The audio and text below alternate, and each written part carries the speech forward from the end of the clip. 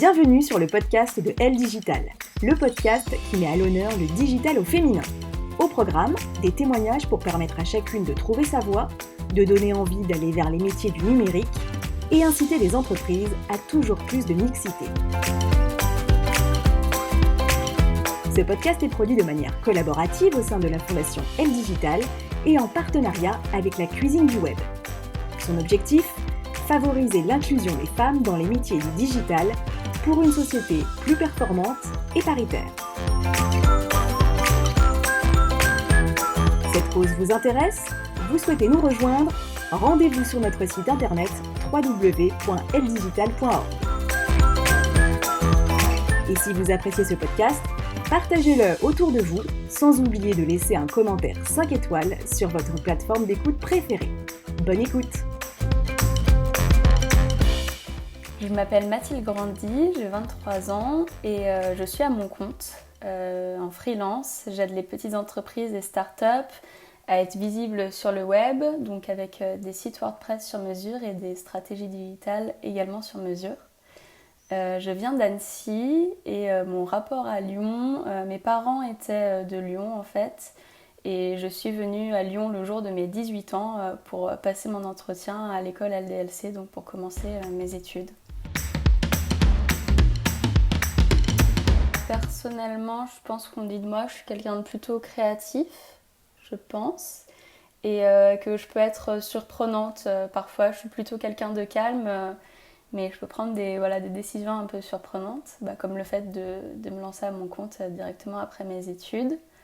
Et professionnellement, mes clients et puis mes collaborateurs disent souvent de moi que je suis quelqu'un de très résilient et polyvalent, donc je m'adapte un peu à toutes les situations. J'essaye aussi d'être très à l'écoute et on me dit souvent que c'est quelque chose d'assez sympa pour mes clients. Et j'essaye aussi, je pense que j'ai une personnalité un peu sur du leadership et où j'aide des personnes à s'épanouir, notamment mes clients, à monter en compétences, à s'épanouir et puis à être sûr d'eux quand il s'agit de passer à du WordPress ou de la stratégie digitale, qui sont des sujets qui parfois peuvent être un peu inquiétants.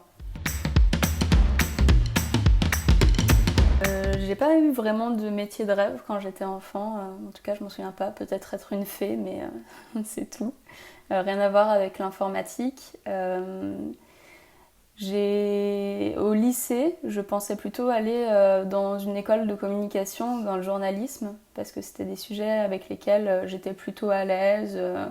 Et voilà, j'aimais bien communiquer, mais de façon, je voyais ça dans le métier vraiment très traditionnel de journalisme. Et en fait, mes études, donc l'école LDLC, je l'ai découverte un peu par hasard, par personne qui connaissait telle personne, etc. Donc vraiment par hasard. Et je pensais pas du tout faire une école un peu orientée informatique ou encore moins dans le marketing digital. Je pensais vraiment communication traditionnelle.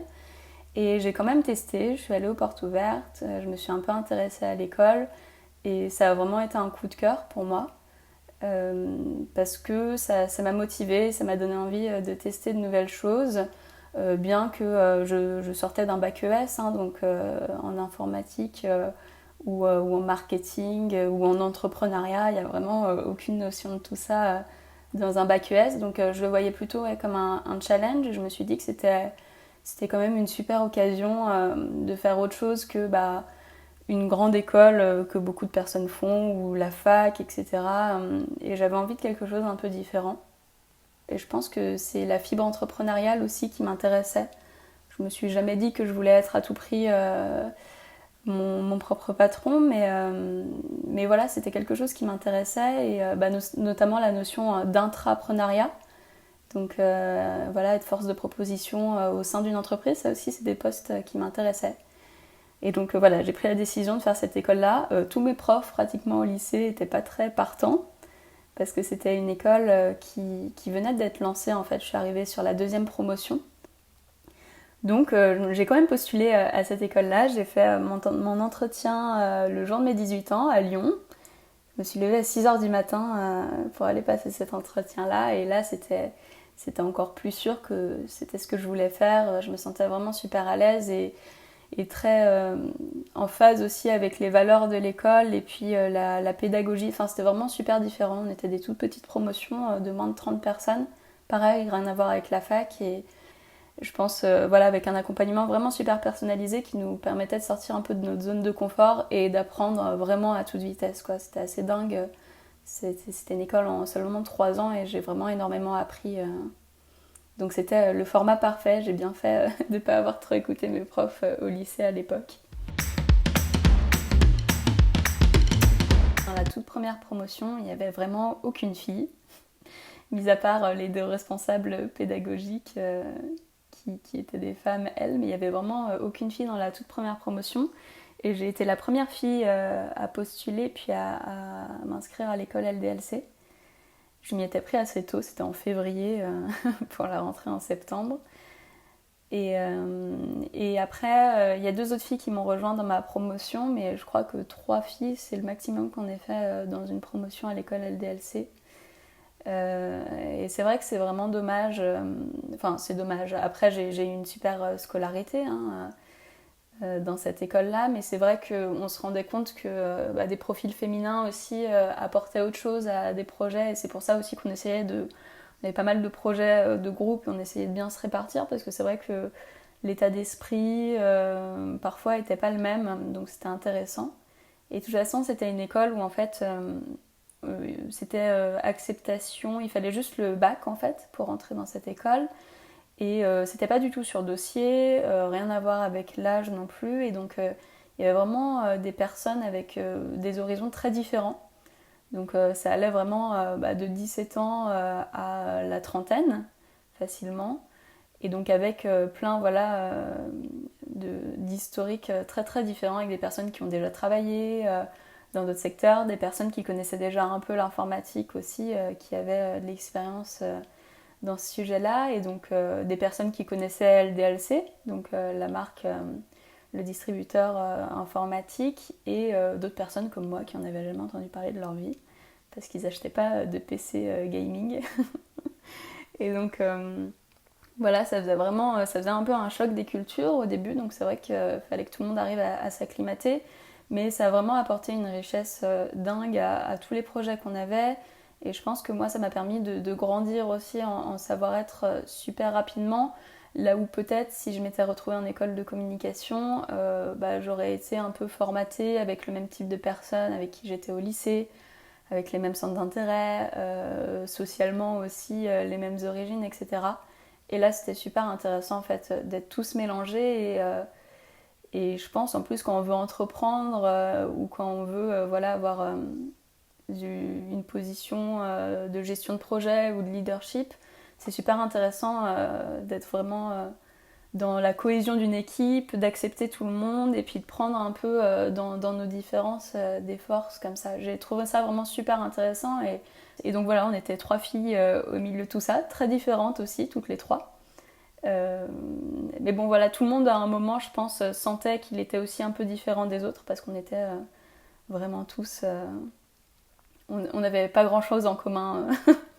Au début, c'était pas très très simple les premiers mois. Alors je sais pas si c'était parce qu'on était peu de filles ou juste parce que culturellement, j'étais vraiment pas dans ce moule-là. C'est-à-dire que LDLC, c'est quand même une marque qui est quand même très orientée geek. Et donc il y avait pas mal de personnes qui étaient venues dans cette école parce qu'ils connaissaient déjà. Et voilà, ils étaient dans cet univers-là qui était complètement étranger pour moi. Donc j'ai dû regarder toute la saga Star Wars parce que j'avais jamais regardé, ou alors de loin, mais je m'y étais jamais intéressée. Je passais vraiment peu de temps sur mon ordinateur, je jouais pas du tout. Enfin, vraiment la culture geek, c'était pas du tout mon fort. La pop culture encore ça allait, mais enfin voilà, c'est vrai que en termes de sujet de conversation, au début c'était un peu compliqué parce que voilà, j'étais pas tout à fait dans le moule, mais bon voilà, au fur et à mesure je me suis adaptée, mais c'est vrai que les premiers mois étaient un peu compliqués. Et puis voilà, comme tout le monde était un peu différent, voilà, encore une fois, je sais pas si c'est une question de homme ou femme, mais c'est vrai qu'il pouvait y avoir quelques petites tensions où finalement par moment, si je réussissais quelque chose, on pouvait me faire comprendre que c'est parce que j'étais une fille, que j'avais été recrutée, parce qu'ils avaient du mal à trouver des filles, ou alors que si j'avais des super résultats, pareil, c'était de la discrimination positive, etc. Ce qui n'était pas du tout le cas, c'est juste que je bossais beaucoup et puis je me donnais vraiment parce que je pense que j'avais aussi quelque chose à me prouver, comme je connaissais pas du tout ce milieu-là. Donc c'est vrai qu'il y a des moments qui n'étaient pas simples au départ et puis au final tout s'est un peu apaisé, alors toujours avec peut-être des petites frictions de temps en temps, mais je pense que c'était aussi enrichissant dans le sens où maintenant je pense que je suis plus forte par rapport à certaines attaques qui peuvent être liées d'ailleurs pas forcément uniquement à mon genre mais aussi à mon âge parce que je suis quand même jeune et je me suis lancée assez jeune et il y a souvent des personnes qui me l'ont fait remarquer et je pense que ouais, ça m'a un peu renforcée sur ça, dans ma confiance en moi et dans ma capacité à prendre du recul sur ce que les gens peuvent dire de nous sur des a priori, hein, ça n'a jamais duré très longtemps, mais c'est vrai, voilà, essayer de passer un peu au-dessus des a priori et en tout cas pas le prendre pour moi personnellement non plus et continuer à avancer. Je pense qu'il y avait 2 raisons pour lesquelles il y avait assez peu de filles, et d'ailleurs il me semble que c'est toujours le cas. Je pense qu'il y a déjà la notion informatique qui, même si en fait elle fait, je pense c'est un tiers du cursus, donc c'est pas non plus ingénieur informatique la formation. Hein, je pense que c'est quand même un sujet qui met pas tout à fait à l'aise les femmes par, je pense, certains a priori, notamment le fait ah mais je suis pas geek, je vais pas me sentir bien. Il y a des femmes geeks, hein, mais voilà, je pense que ça pouvait être notamment un frein. Et puis LDLC, voilà, une marque qui a quand même une image très geek justement avec une audience plutôt masculine. Et je pense que ça leur a un peu joué des tours sur ça que l'école porte le nom de la marque parce que justement il y a... Moi quand je suis sortie de mes études et que je disais que j'avais fait l'école LDLC, on me disait ah bah du coup tu sais vendre des ordinateurs, tu fais ça, tu vends des ordinateurs, tu répares, etc. Alors que pas du tout quoi, loin de là et heureusement que je fais pas ça. Ce serait pas une bonne nouvelle pour la personne qui apporte son PC à réparer, mais voilà, je pense qu'il y a cet a priori là de la marque et voilà, qui est peut-être moins connu aussi des filles et des jeunes filles.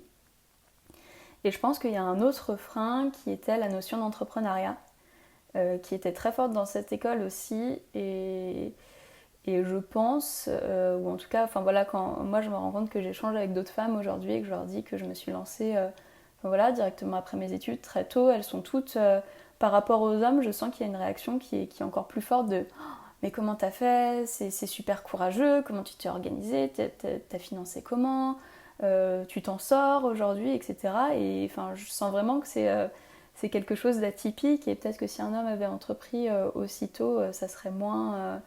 ça passerait moins inaperçu.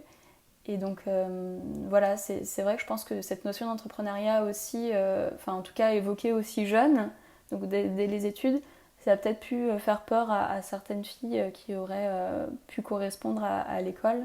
Et donc voilà, je pense qu'il y avait ces doubles freins-là qui fait que voilà, on ne se sent peut-être pas légitime après un bac classique, un bac je pense même un bac S en informatique, on n'est pas beaucoup meilleur que les autres après son bac.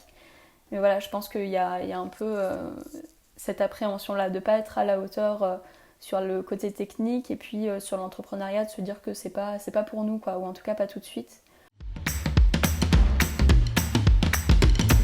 De la vie étudiante à la vie professionnelle et même entrepreneuriale, du coup, directement, c'était pas si compliqué que ça, parce qu'en fait, à l'école LDLC, on avait beaucoup de temps, on va dire, libre pour travailler sur des projets, donc sans supervision très définie. Et donc ça allait de, on a une demi-journée en cours à, on bosse toute une nuit pour boucler un projet. Et donc on avait directement cette autonomie qu'on nous offrait, et on en faisait ce qu'on veut, hein. Ça nous permettait aussi de ne pas faire ou de moins bien faire quand on n'était pas très motivé. Mais voilà, si on avait la motivation, et puis aussi je pense que c'est une question de rigueur et d'organisation, Si on avait tout ça, en fait, on y arrivait et c'était assez gratifiant parce qu'on y arrivait plus ou moins seul, quoi. Et donc voilà, il y avait vraiment une emphase sur l'autonomie et puis voilà, être capable de s'organiser seul et de prendre ses responsabilités aussi. Et du fait de ne pas avoir quelqu'un toujours derrière soi, un prof qui nous demandait ok, bah, le rendu c'est quand, etc. Non, non, on avait une deadline et on se débrouillait pour l'atteindre. Et s'il fallait qu'on s'y mette 24 heures avant, mais bosser pendant 24 heures, ben, on le faisait, on se relayait. Et voilà, et d'ailleurs tous ces projets-là, je crois que presque toutes les évaluations à un moment ou un autre étaient en groupe, assez peu d'évaluations individuelles et de projets individuels. Et je pense que ça, notamment, ça aide très vite à savoir travailler en équipe, en entreprise, et justement à peut-être avoir moins cet esprit compétitif qu'on peut trouver dans les écoles de commerce ou dans les grandes écoles tout court, hein, partout où en fait il y a un concours. On était plus directement dans la coopération parce qu'on avait tous un intérêt commun, et je pense que c'est ça aussi l'entreprise, ou en tout cas à mon sens, si on veut être un atout dans son entreprise, il faut savoir travailler en équipe et collaborer, parce que si on pense qu'à nous, à notre réussite personnelle, bah souvent en fait à mon sens, on sera plutôt un frein dans l'organisation qu'autre chose. Et donc ça, j'ai trouvé ça super intéressant, et c'est ce qui a fait justement que très vite, quand je me suis mis à mon compte, bah, je me suis donné des horaires, je les ai suivis, j'ai su directement interagir avec les personnes avec qui je travaillais, avec mes clients, et sans trop de timidité ou de gêne aussi pour moi. Et donc ça a toujours été assez spontané, et je pense que c'est tellement spontané que j'ai des clients quand même, j'ai 23 ans, qui m'en donnaient plutôt 27, quoi. Donc je sais pas comment je dois le prendre, mais je pense que c'est vraiment ça, un savoir-être, ça m'a fait grandir super vite, quoi, cette école.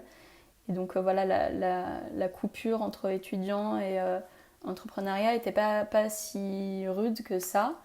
Et puis il y avait aussi autre chose, c'est que mon stage de fin d'études, je l'ai fait dans une agence, donc 6 mois avant mon diplôme, quoi.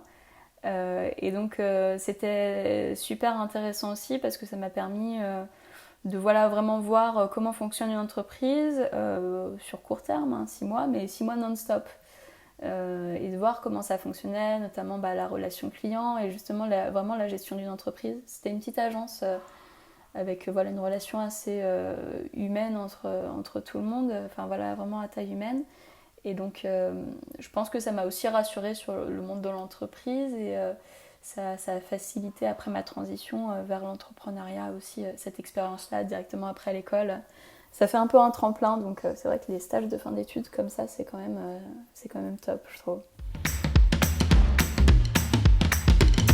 Mon activité, elle est surtout orientée vers les petites entreprises, donc les TPE, les startups, voilà, plutôt sur des structures à taille humaine, qui en fait peuvent pas internaliser soit complètement le développement de leur site web, soit la gestion de projet de leur marketing, de leur projet de marketing digital en fait.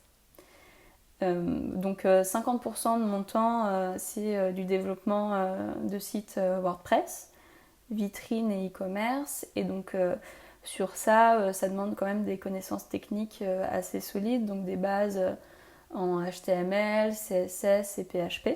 Aussi des bases en design, donc pour faire mes maquettes, même si ça m'arrive aussi de travailler avec des super graphistes qui font aussi l'identité visuelle, mais ça m'arrive aussi de travailler sur du web design. Donc voilà, il y a des bases techniques, il y a aussi des bases en SEO, donc en référencement naturel, en optimisation des performances, en éco-conception web aussi, c'est quelque chose que je fais de plus en plus, donc des sites avec une empreinte carbone la plus faible possible. Et donc voilà, ça c'est la partie de mon métier qui est peut-être un peu plus technique, et là où pour le coup je fais vraiment de A à Z, donc en fait je fais le cahier des charges avec mon client, et puis après dans la gestion de projet, je vais les accompagner vraiment tout du long. Ils peuvent voir là où j'avance, même si c'est collaboratif. Voilà, techniquement, c'est moi qui les avance au maximum. Et puis après, je fais surtout en sorte qu'ils puissent prendre en main leur site et qu'il ait vraiment un intérêt pour eux, donc qu'il soit stratégique, pas que ce soit un outil de communication qui fasse un peu peur. On ne sait pas vraiment s'il est à jour, on n'est pas sûr de savoir l'utiliser, et puis on le laisse dans un coin. C'est pas du tout l'objectif. Donc il y a vraiment aussi du coup ce côté savoir être pédagogue, transmettre sans trop perdre patience. Et du coup voilà, vraiment accompagner son client et pas juste travailler de son côté. Et c'est pour ça que je pense que dans l'entrepreneuriat, c'est super important aussi le savoir-être, la relation client, à moins qu'on soit prestataire d'une agence qui, elle, s'occupe de la gestion de la clientèle. Moi, je fais vraiment tout toute seule, donc j'ai intérêt à être pas trop mal sous plusieurs casquettes, et ben, notamment dans la relation client et puis la formation.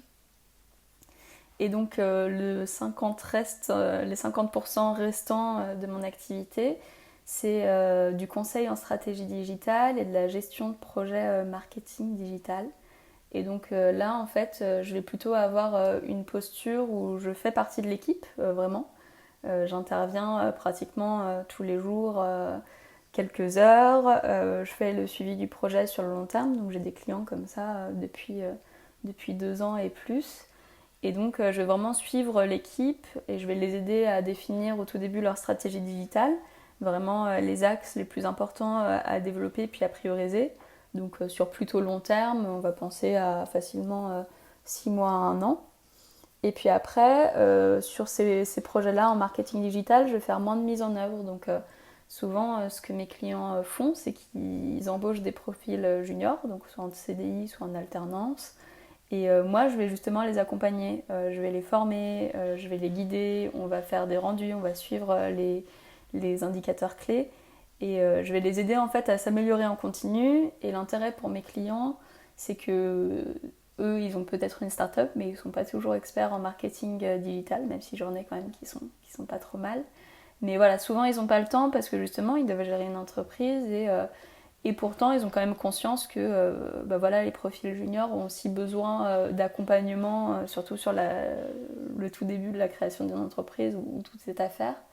Et donc, j'apporte vraiment cet encadrement et puis ce soutien à des profils plutôt juniors. Et ça donne beaucoup de sens à mon métier aussi.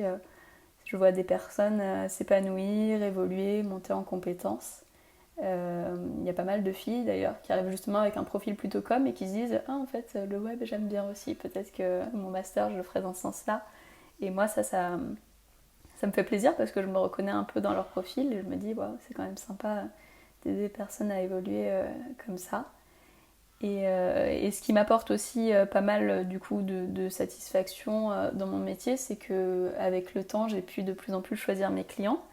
Et aujourd'hui, je suis très fière de dire que tous mes clients ont une mission sociale ou écologique. Et même si moi, mon entreprise, dans du développement web et de la stratégie digitale, je peux pas tellement porter ces valeurs très concrètement, au moins je sais que j'aide des entreprises à un peu mieux rayonner sur le web, qui ont un message qui compte pour moi et que j'estime être plutôt positif. Donc ça fait aussi... Ça contribue en grande partie à mon bien-être dans mon métier et puis au fait que je dorme bien la nuit, quoi, que je sois plutôt contente de ce que je fais. Il y a du sens quoi, dans mon métier, je trouve, maintenant. Je pense que dans mon métier, c'est vraiment un mélange de savoir-être et savoir-faire qu'il faut maîtriser. Et il ne faut vraiment pas sous-estimer le savoir-être, aussi bien pour soi que pour ses clients potentiels. Je pense notamment à pour soi parce qu'il faut savoir se mettre au travail et puis aussi savoir quand s'arrêter. Et je pense que c'est un métier quand on travaille seul où c'est très facile de se griller très rapidement. Donc je pense qu'il faut aussi avoir de la rigueur et peut-être une force de caractère où on se dit bah ouais non moi du lundi au vendredi je bosse et puis je prends peut-être pas tellement des jours comme ça sur un coup de tête parce qu'il y a des clients, des personnes qui comptent sur moi pour avancer. Et en même temps se dire aussi à partir de telle heure j'arrête de travailler selon le rythme qui nous convient. Si on préfère travailler un peu plus tard c'est pas le problème, mais enfin voilà, se donner un peu des règles pour faire en sorte d'avoir aussi de pérenniser son activité, donc faire en sorte d'avoir des revenus réguliers, d'avoir la confiance de ses clients. Et c'est vrai que tout ça c'est pas du technique quoi, et on nous l'apprend souvent pas. Moi j'ai eu la chance de l'apprendre quand même à l'école LDLC, mais je pense que voilà c'est super important. surtout en confinement, là tout le monde peut un peu comprendre, mais de se lever, de faire son lit, de s'habiller, et puis de se mettre au travail sur un bureau et enfin, voilà, la vie de freelance, c'est pas non plus travailler depuis son canapé en mangeant des pizzas et puis en pyjama, quoi. Enfin, c'est peut-être la réalité pour certains, mais c'est vrai que moi, là où j'ai du contact client et voilà, besoin de structurer mon activité seule, je trouve que c'est une bonne façon déjà de faire comme si on allait au bureau. D'ailleurs, on peut travailler aussi à l'extérieur, hein, mais ouais, voilà, se dire j'ai une entreprise et pas justement se dire bah je suis freelance, sachant que pour moi freelance ça peut avoir quelques connotations un peu négatives où on se dit ah oui t'es freelance mais c'est pour quelques mois. Non, vraiment voir ça comme une entreprise à long terme et se dire ok qu'est-ce que je veux faire, comment est-ce que je veux faire évoluer ma boîte et s'en donner les moyens et c'est vrai que ça demande beaucoup d'organisation et je sais, enfin d'expérience, je sais que c'est pas facile pour tout le monde pour avoir à travailler avec des personnes qui avaient un peu plus de mal à s'organiser comme ça. Euh, et d'ailleurs, vis-à-vis de l'école LDLC, alors à moins que je sois pas au courant de tout, mais je suis une des seules à avoir entrepris après. Donc ça fait pas tout non plus d'avoir fait une école orientée entrepreneuriat et puis certains se lanceront sûrement plus tard, mais voilà, ça fait pas tout et je pense que c'est vraiment une question de caractère aussi, voilà. On est loin de la parité encore. Donc je pense que voilà, j'ai une génération où il y a encore un peu un blocage sur ce genre de métier, même si je vois aussi autour de moi que ça évolue et qu'il y a de plus en plus de femmes qui sont vraiment brillantes sur des métiers très techniques et qui semblaient être réservés plutôt aux hommes avant. Après, je pense que voilà, dans le numérique, il y a encore beaucoup à faire et je pense que ça passe notamment par la sensibilisation des lycées parce que vraiment, moi, quand je faisais le tour des options qui s'offraient à moi, à aucun moment on m'a parlé de web ou d'informatique, enfin vraiment à aucun moment. Parce que finalement, il n'y a pas de matière sur lesquelles on peut nous évaluer sur ça et on dit, bah t'es forte en langue, tu vas faire LEA, quoi. Bon, c'est vrai que c'est un peu limitant, donc je pense que ça c'est dommage. Et puis après, je pense que ça dépend des profs aussi, mais bon, moi, ils m'ont quand même plutôt... Après, c'était aussi parce que c'était une école plutôt récente, je pense que c'était surtout ça qui leur faisait peur. Mais bon, voilà, ils m'ont pas trop encouragée dans ça et je trouvais ça un peu dommage. Et je pense que voilà, dans tous les adultes ou un peu les modèles qui entourent bah, les jeunes filles des nouvelles générations, je pense que c'est important aussi de les pousser vers bah, voilà, des études qui sont peut-être un peu plus incertaines, mais qu'on refuserait moins aux garçons, quoi. Et essayer un peu de moins surprotéger, je pense, les jeunes filles et d'essayer de prendre des décisions à leur place.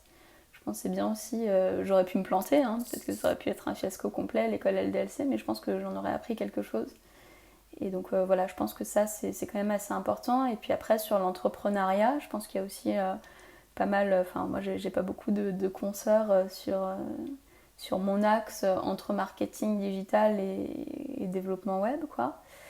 Et donc c'est vrai que c'est un peu dommage et je pense que après c'est des femmes qui peuvent toujours aussi essayer de se reconvertir et d'apporter à leurs compétences déjà existantes, type la communication, des aspects un peu plus techniques, un peu plus stratégiques à leur approche. Et ça c'est absolument clair que c'est accessible à tous parce que moi j'avais vraiment aucune compétence ou prédisposition à ce métier, quoi. Donc, et en 3 ans, je l'ai fait. Donc, je pense que c'est vraiment accessible à toutes et à tous. Et je pense que c'est dommage qu'il y ait des femmes aussi qui se mettent des barrières elles-mêmes, quoi. Donc, je pense que c'est pour ça, moi, quand je vois des alternants ou des profils plutôt juniors, voilà, qui ont envie mais qui ont un peu peur, etc., j'essaye vraiment de faire ce travail de pédagogie avec elles bah, pour les pousser et je me rends compte qu'en fait il y avait peut-être pas grand monde qui les poussait avant, quoi, et c'est vrai que c'est dommage. Je pense que les femmes doivent vraiment ne pas se sentir intimidées par les métiers plus techniques, type dans le numérique, et vraiment oser, et si elles peuvent même oser entreprendre, c'est génial, et si elles peuvent oser entreprendre et mettre du sens dans ce qu'elles font, c'est encore mieux. Là, moi je l'ai trouvé dans le fait d'aider des profils un peu plus juniors, d'avoir vraiment ce relationnel comme ça au quotidien, et puis aussi d'aider des boîtes qui vont avoir une empreinte positive, j'espère, sur le monde. Donc je pense qu'il faut aussi penser à ça quand on veut se lancer et de penser à voilà, ce qui vous motive vraiment au fond de vous et ce vers quoi vous voulez aller. Thé ou café? Café, mais court. LinkedIn ou vidéo? LinkedIn. Instagram ou Facebook? Instagram. Podcast ou musique? Musique. Netflix ou télévision? Clairement Netflix. Trello ou Slack? Un peu des deux, c'est quand même, on peut pas trop les séparer. Sandwich ou salade? Salade. PC ou Mac? Mac. Yoga ou CrossFit? Yoga. Print ou web? Forcément web. Escarpin ou basket? Basket. Et smartphone ou ordinateur? Mon ordinateur. Pour plus d'informations sur ce podcast, www.eldigital.org. Merci à vous pour votre écoute. Rendez-vous le mois prochain pour un nouveau témoignage.